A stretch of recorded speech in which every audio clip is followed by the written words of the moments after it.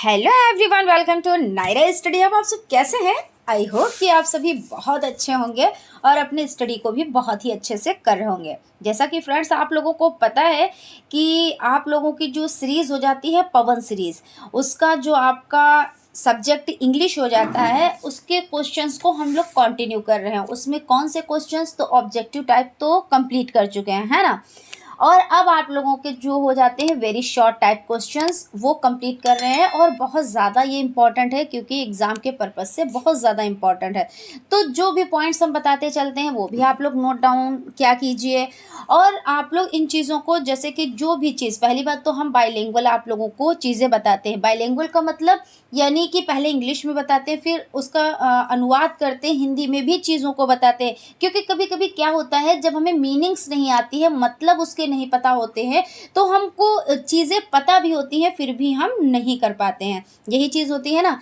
तो इसलिए हम आप लोगों को चीज़ें बाइलिंगुअल बताते हैं, तो आप लोग अच्छे से समझें। क्योंकि बहुत लोग ये कहते हैं कि इंग्लिश छोड़े, हमें बहुत टाइम हो गया, बहुत टाइम से हमने इंग्लिश को टच नहीं किया था, बड़ी दिक्कत आ रही है।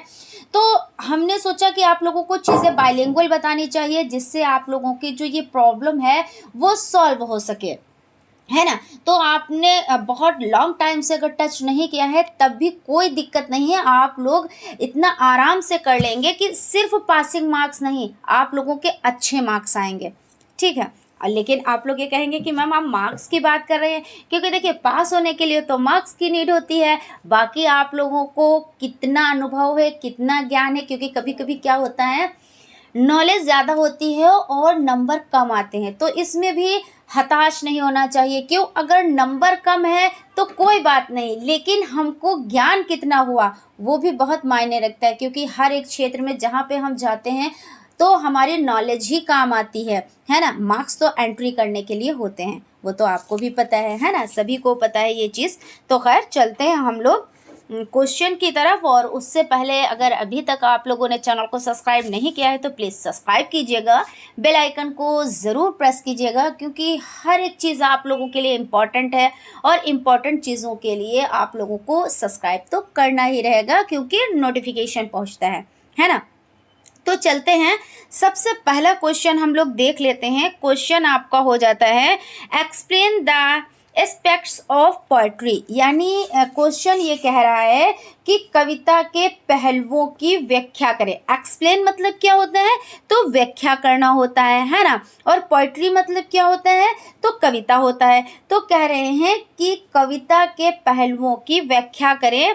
तो इसमें देख लेते हैं, पोएट्री हैज़ 3 एस्पेक्ट्स, यानी कविता के 3 पहलू हैं।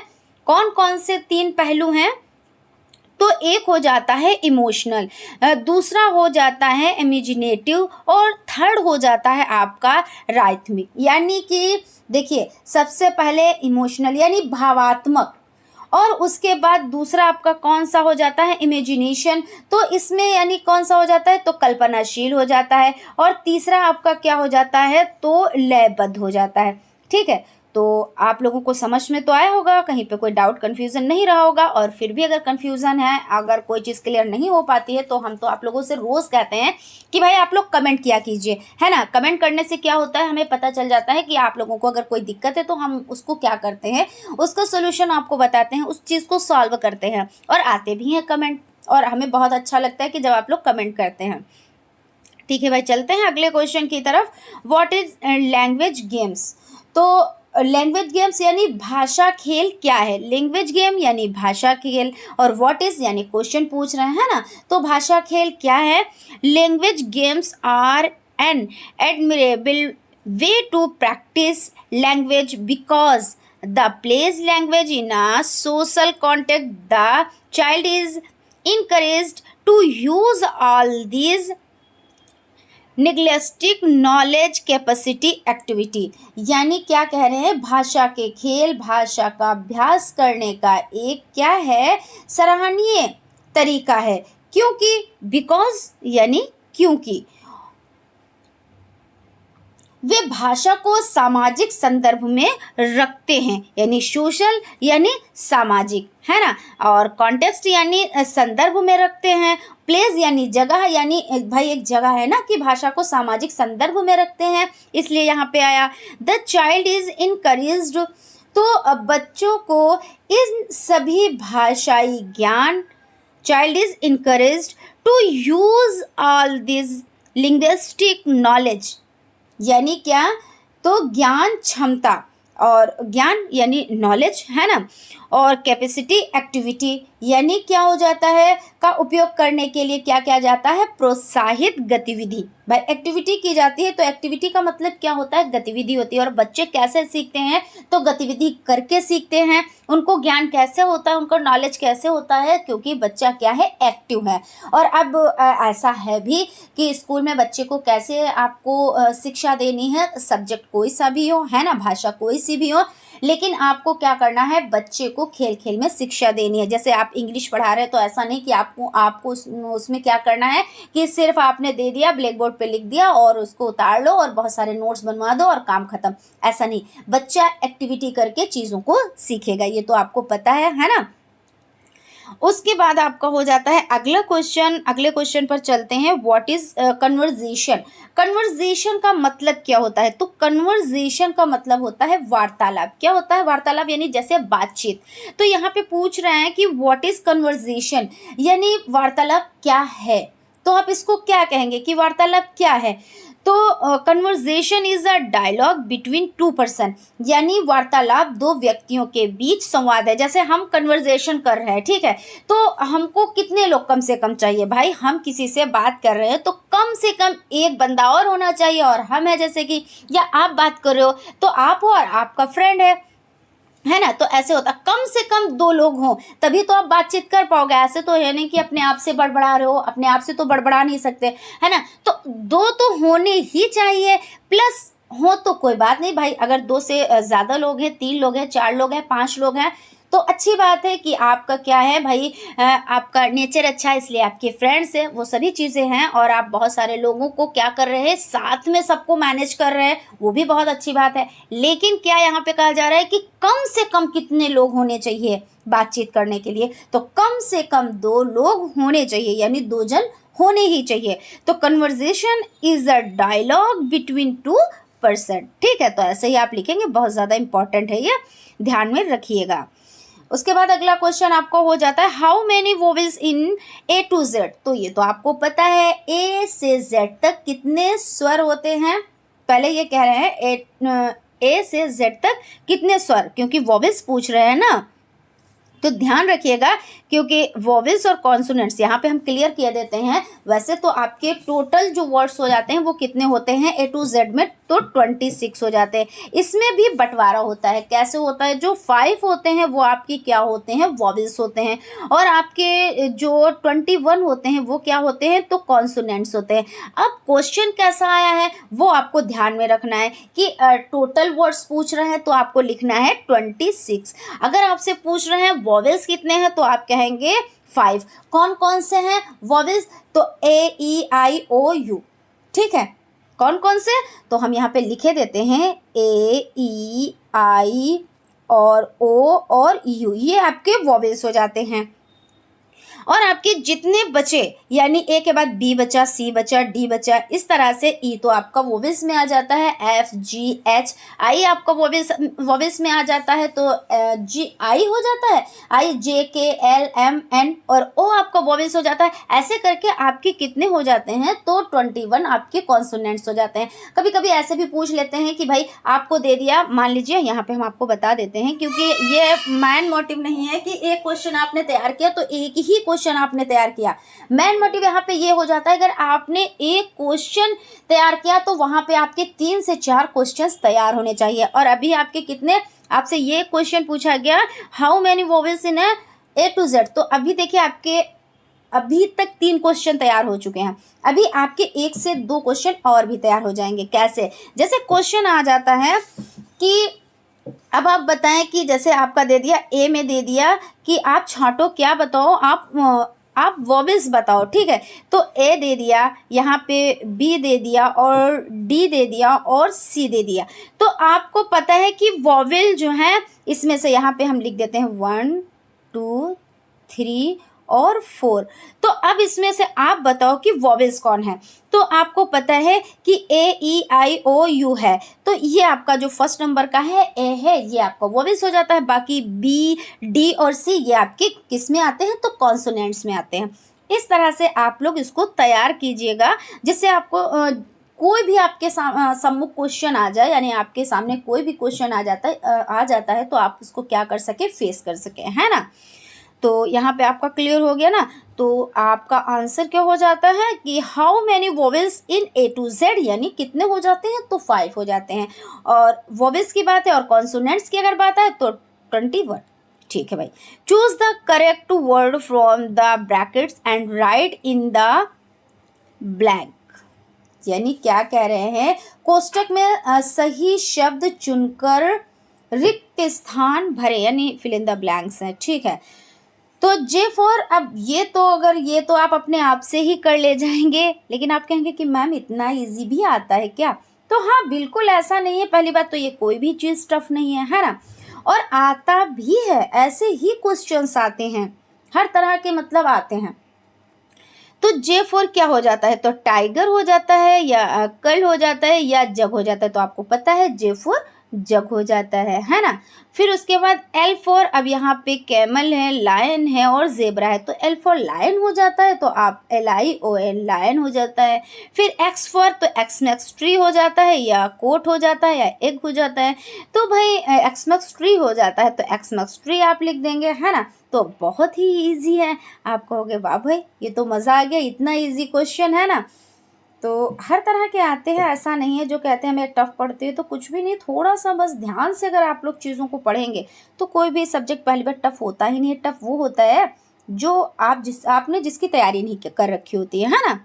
और जिसकी तैयारी कर रखी होती है वो इजी हो जाता है। वो इंग्लिश हो, मैथ हो, संस्कृत हो, SST हो, कुछ भी हो, कुछ टफ नहीं होता है।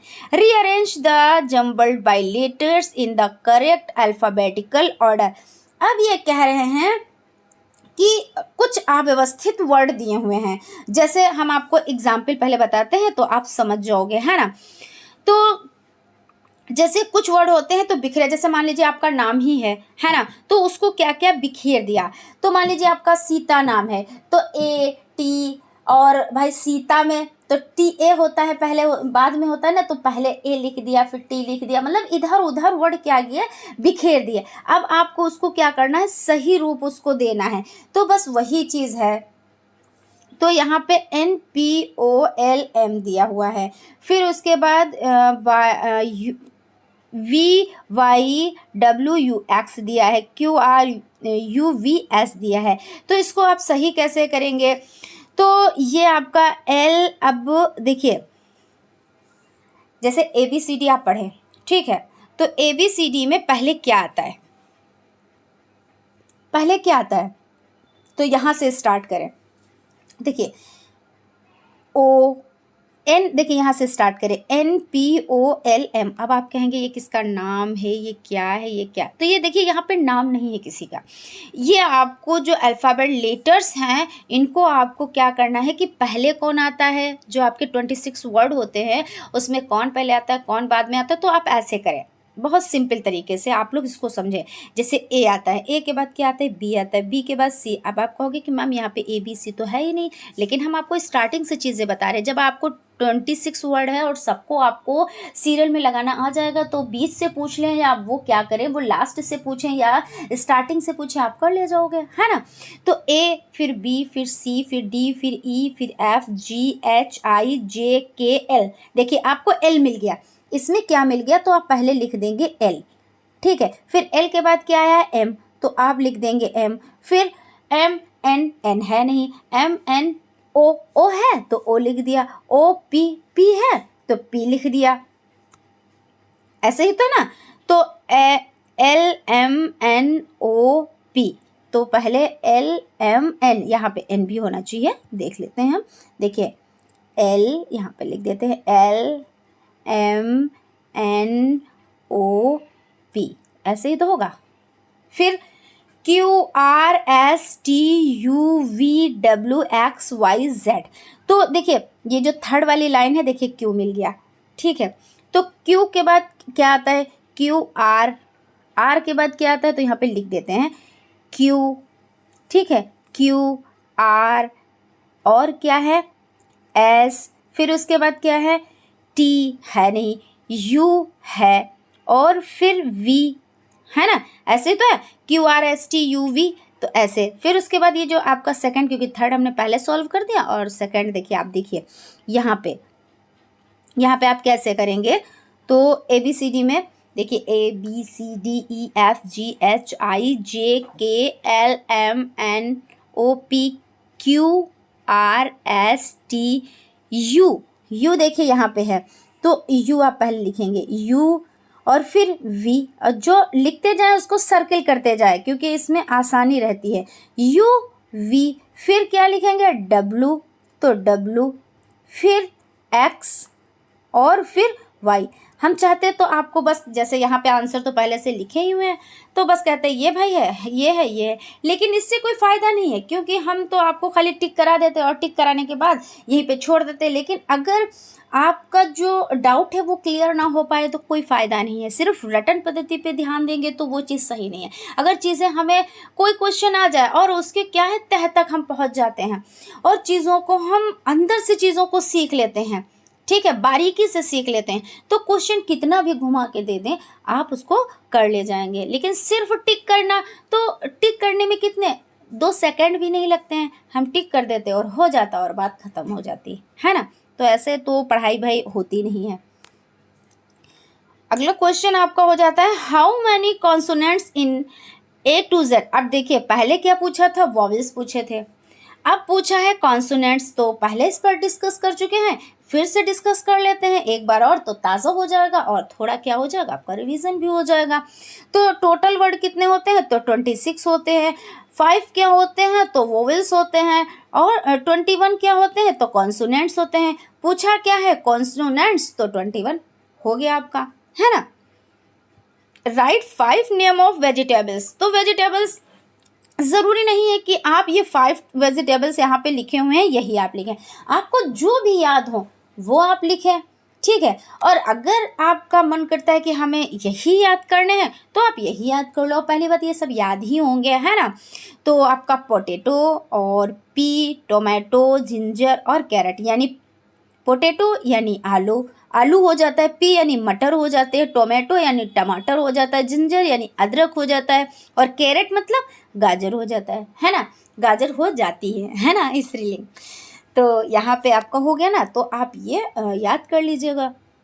उसके बाद है right 5 name of wild animal. Wild animal यानी जंगली जानवर जो जंगल में रहते हैं, तो एलिफेंट यानी हाथी, फॉक्स यानी लोमड़ी, लायन शेर, वो भेड़िया बियर, और भालू हो जाता है ना। तो ये सब क्या होते हैं, तो जंगल में रहते हैं, तो जंगली अगर पूछते हैं तो आप, और पिट एनिमल में पिट एनिमल भी आता है, तो पिट एनिमल जैसे डॉग हो जाता है, कैट, ये सब पाली जाती हैं, है ना।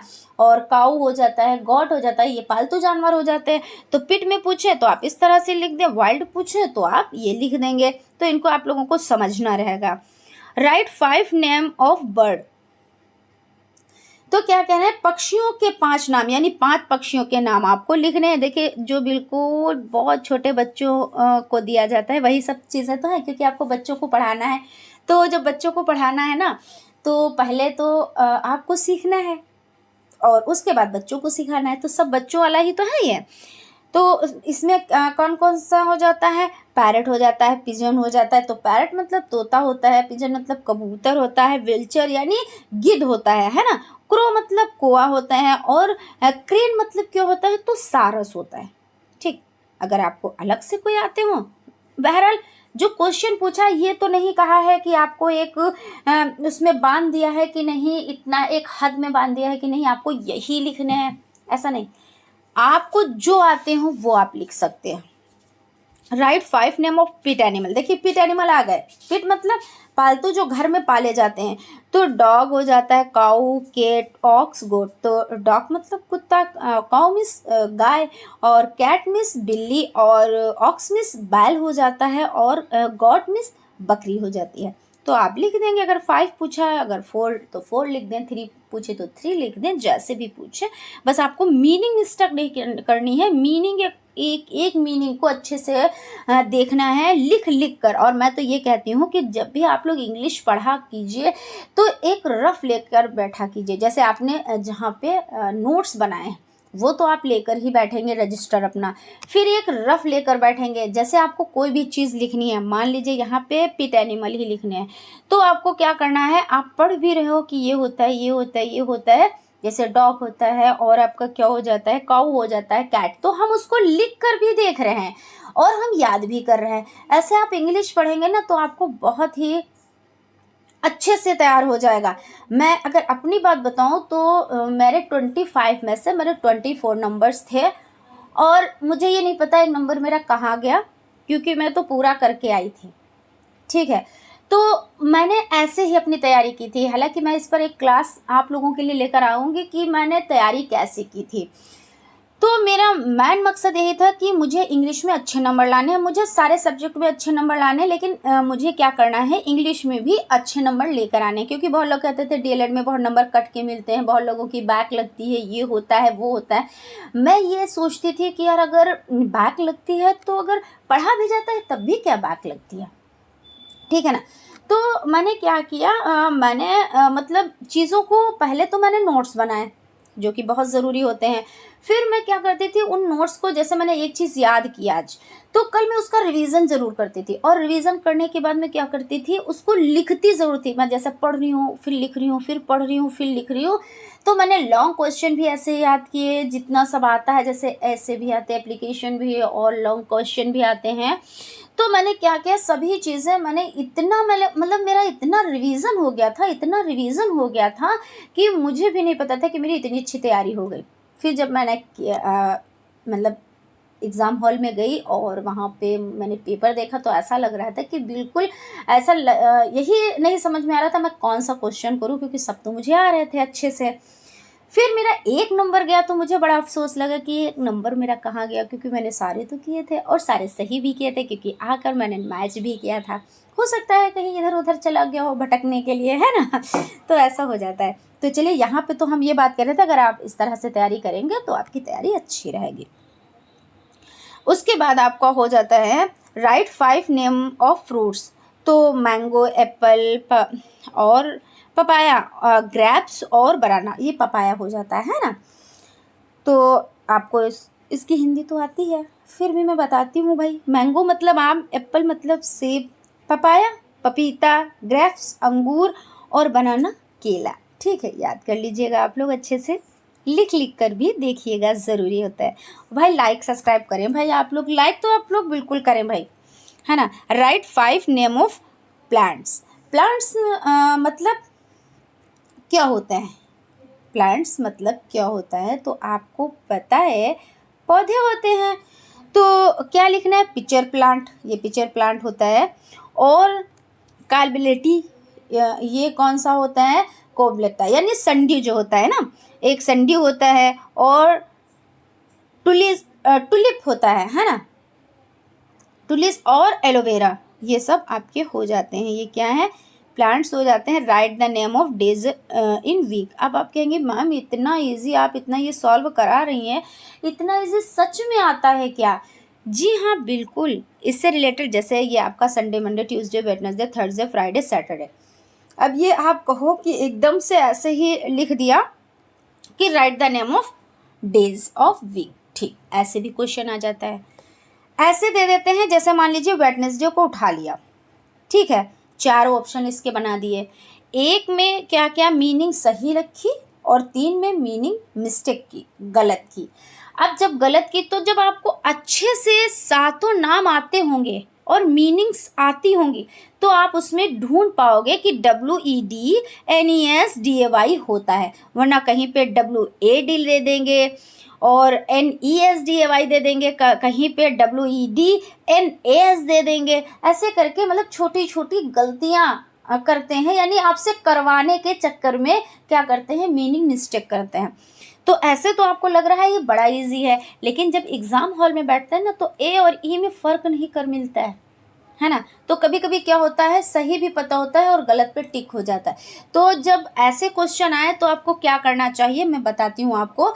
जैसे आपको पता है SUNDAY, अगर मान लीजिए संडे की मीनिंग उन्होंने पूछा है तो पहले आप लिख लें, क्योंकि आपको आता है तो आपके पास वहाँ पे पेंसिल भी होगी। आप यह पेपर पे आपको क्या करना है, गोदना नहीं है, यानी उस पर लिखना उखना कुछ नहीं, लेकिन हाँ पेंसिल से अगर आप उसको लिखेंगे SUNDAY, अब उसमें मैच कर लें कि SUNDAY कहाँ पे है। यह वेडनेसडे की दे दी तो WEDNESDAY आपने पहले लिख लिया। अब 4 ऑप्शन है, उसमें से मैच कर लिया कि कहाँ पे WEDNESDAY है, तो आपका करेक्ट हो जाएगा, है ना। तो इस तरह से आप लोगों को तैयारी करनी है, मतलब बहुत ही बारीकी से, और बारीकी से ही जो छोटी छोटी जो गलतियों से ही क्वेश्चन गलत हो जाते हैं और एक एक नंबर चला जाता है। तो वो हमें क्या करना है, छोटी छोटी गलतियां भी नहीं करनी। और एक चीज़ और मैं बताते चलती हूँ आपकी नॉलेज के लिए, कि जो हमें आसान लगता है सबसे ज़्यादा गलतियां वहीं पर होती हैं, क्योंकि वहाँ पे हमारा कॉन्फिडेंस नहीं, ओवर कॉन्फिडेंस होता है। और जब ओवर कॉन्फिडेंस होता है ना तो चीज़ें क्या होती हैं, पता होते हुए भी हमसे गलत हो जाती हैं। तो कॉन्फिडेंस रखिए, ओवर कॉन्फिडेंस मत रखिएगा जब आप पेपर सॉल्व करिएगा। इन चीज़ों को ध्यान में ज़रूर रखिएगा। इतना कोई बताता नहीं है, लेकिन हम आपको बता रहे हैं और फिर भी आप लोग लाइक नहीं कर रहे हैं, है ना। चलते हैं अगले क्वेश्चन की तरफ। Right the 11 to 20 figures in word. तो अब आपको इनकी भी मीनिंग्स याद करनी रहेंगी, कम से कम आपको देखिए 50 तक तो याद ही करनी रहेंगी। इसमें देखिए सबसे अगर आसान है, अगर 20 तक चीज़ें आपको आ रही हैं तो फिर आपको 100 तक कोई रोक नहीं सकता, है ना। क्योंकि आपको ONE1, TWO2, THREE3, FOUR4, FIVE5, SIX6, SEVEN7, EIGST8, NINE9 और TEN10। फिर 11, ELEVEN 11, TWELVE 12, इतने आपको अच्छे से रट लेने। फिर उसके बाद 13 तो THIRTEEN 13, FOURTEEN 14, FIFTEEN 15। मतलब इस तरीके से आपको आप लिखते चले जाएंगे।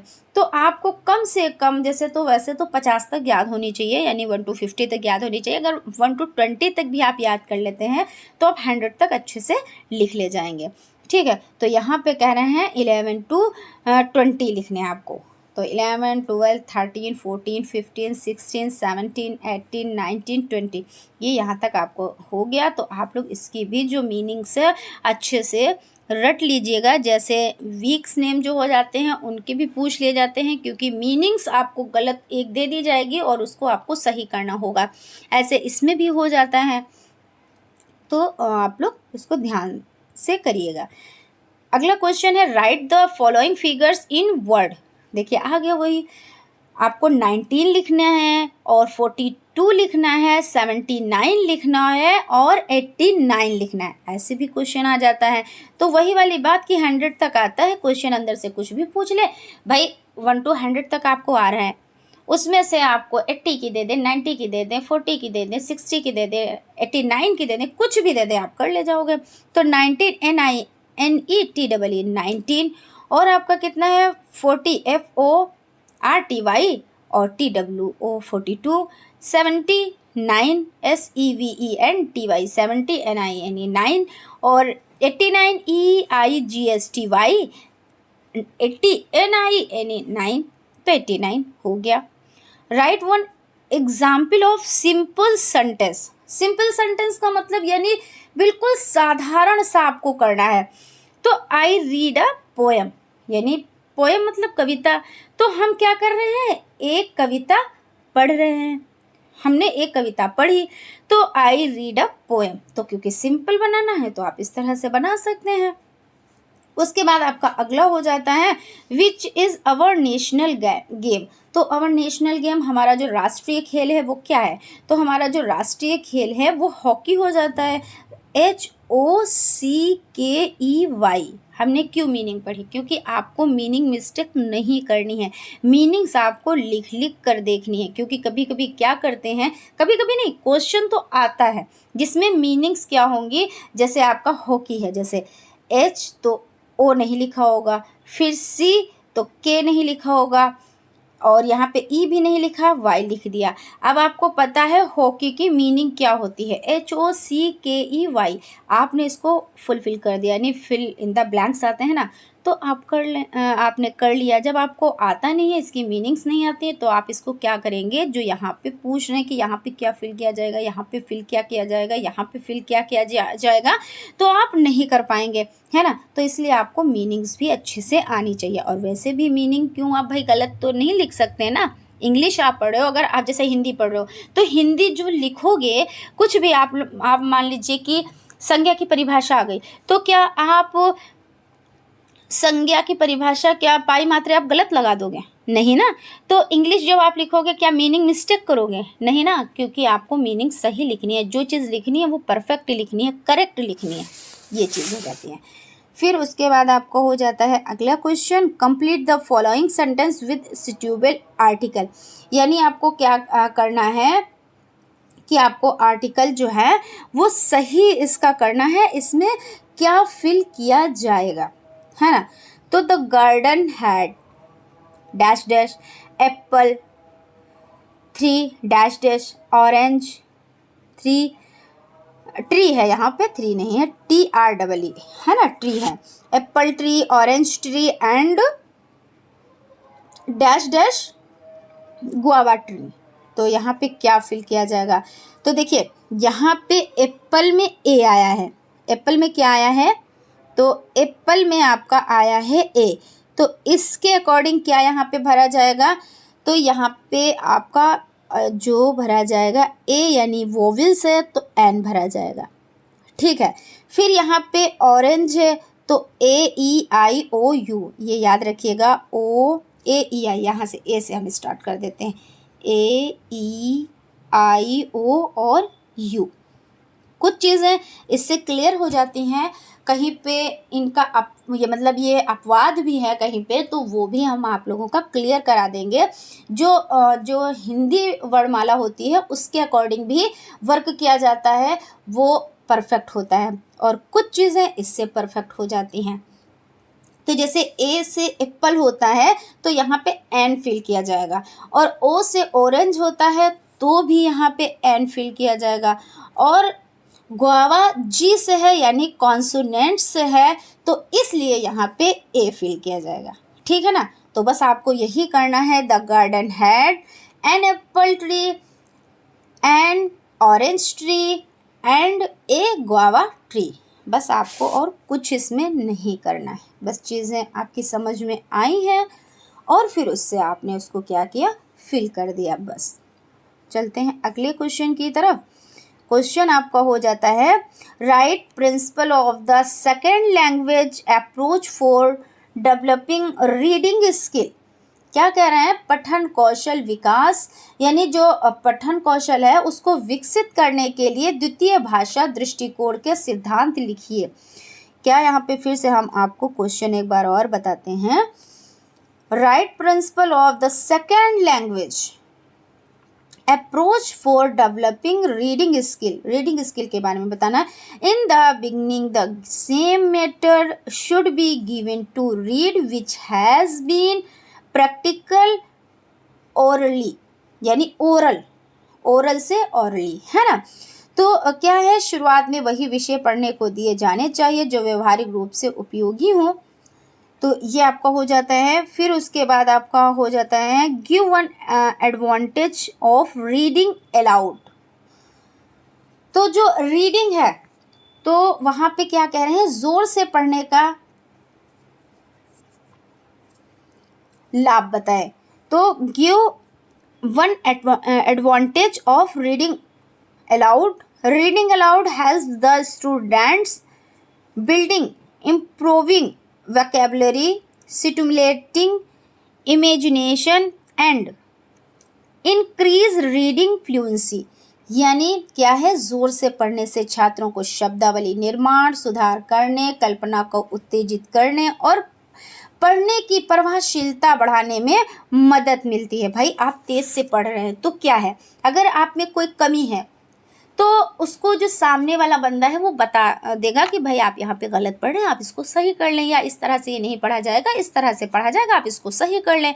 लेकिन जब आप मौन वाचन में आप साइलेंट होकर चीज़ों को पढ़ते हैं तो हमें नहीं पता कि आपने गलत पढ़ा है या सही पढ़ा है, तो हम उसको सही नहीं करा पाएंगे, है ना। लेकिन जब आप ज़ोरों से पढ़ेंगे तो क्या होगा, हम उसको बता पाएंगे। तो यही चीज़ होती है कि इसमें क्या क्या चीज़ें होती है। भाई ज़ोर से पढ़ने से छात्रों की जो शब्दावली होती है उसका निर्माण होता है, उसमें सुधार होता है, ये चीज़। और प्रभावशीलता, भाई ऐसा भी तो होता है ना, कुछ लोग क्या करते हैं, दूसरों के सामने पढ़ने में झिझक करते हैं, हिचकिचाते हैं, बोलने में हिचकिचाते हैं। लेकिन जब आप ज़ोर ज़ोर से पढ़ेंगे तो जो ये हिचकिचाहट है ये दूर हो जाएगी। फिर आपके सामने सैकड़ों लोग इकट्ठा हो जाए, सैकड़ों छोड़ो हज़ारों लोग हों, फिर भी आप पढ़ लोगे। क्यों? क्योंकि जो आपकी हिचकिचाहट है वो दूर हो चुकी है। आपके सामने कितने लोग हैं ये मैन नहीं है, आपको नॉलेज है, आपको चीज़ों के बारे में जानकारी है। फिर कुछ भी हो, कितने भी लोग हो, उसकी परवाह कहाँ, वो वाली बात हो जाती है ना।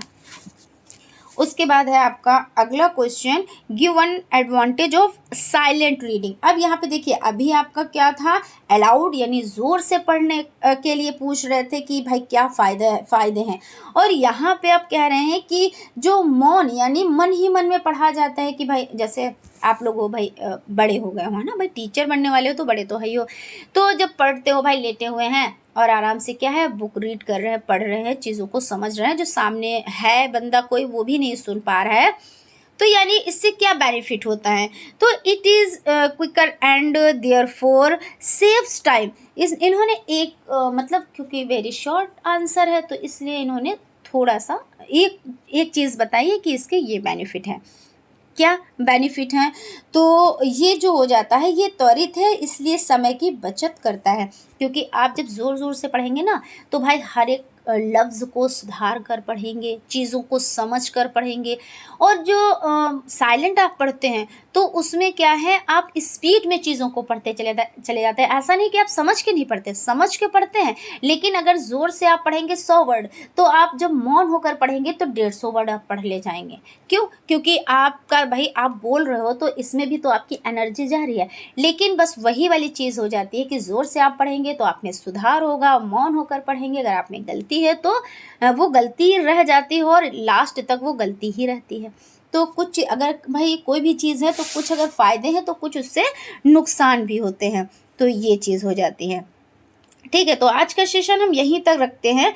वैसे आपकी है तो पीडीएफ अभी और भी बाकी है, बाकी हम यहीं तक रखते हैं क्योंकि आप लोग बोर भी बहुत जल्दी होने लगते हैं।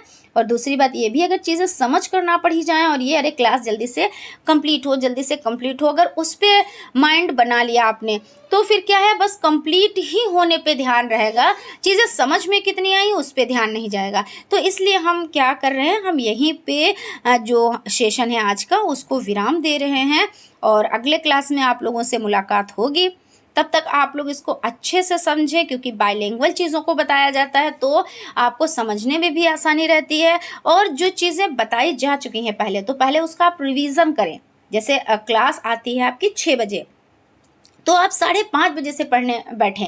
क्यों? क्योंकि आपको जो कल का है उसका भी तो रिवीजन करना है ना, तो पहले उसका रिवीजन करें, लिख कर देखें, फिर आपका जब क्लास 6 बजे चले तब आप उसको फिर से अटेंड करें। तो ऐसे ही रोज़ जब आप करेंगे तो भाई पहले आप अगर आधा घंटा पहले बैठे हैं तो कुछ दिन के बाद आपको 1 घंटा पहले बैठना पड़ेगा। क्यों? क्योंकि आपके पास मटेरियल ज़्यादा हो जाएगा और जब मटेरियल ज़्यादा हो जाएगा तो उसका रिवीजन भी ज़्यादा टाइम में होगा, है ना। तो इस तरह से जब आप पढ़ेंगे तो एक वक्त ऐसा आएगा कि जब डेट आ जाएगी एग्ज़ाम की तो आपको डर नहीं लगेगा, आप क्योंकि आपकी तैयारी इतनी अच्छी हो चुकी होगी। आप ये सोचोगे कभी भी आ जाती है डेट, हमको क्या, हमारा तो सभी चीज़ मतलब क्या है, हम वो तैयार है, बस रिवीजन एक बार हम बस कॉपी खोल के देख लेंगे और हमारा सब हो जाएगा। तो ऐसी तैयारी होनी चाहिए।